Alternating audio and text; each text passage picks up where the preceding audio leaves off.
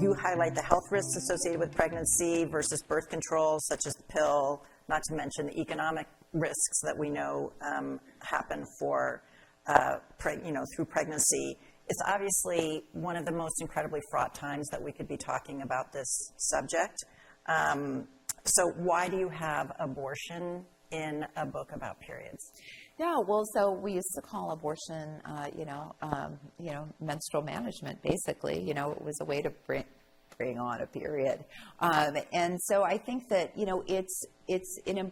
being pregnant when you don't want to is also part of menstruation as far as I'm concerned. Your deciduous not coming out and you wish that it would.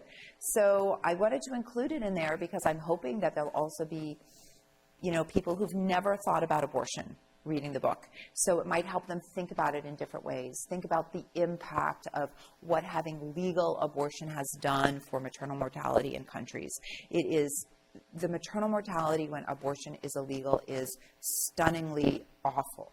And, we know from a large study in the United States called the Turnaway Study, where women were turned away because they were too far along, the serious economic impacts of, the poverty that having an unwanted pregnancy brings. There were a couple of women who died from maternal mortality because, in the United States, we have terrible maternal mortality.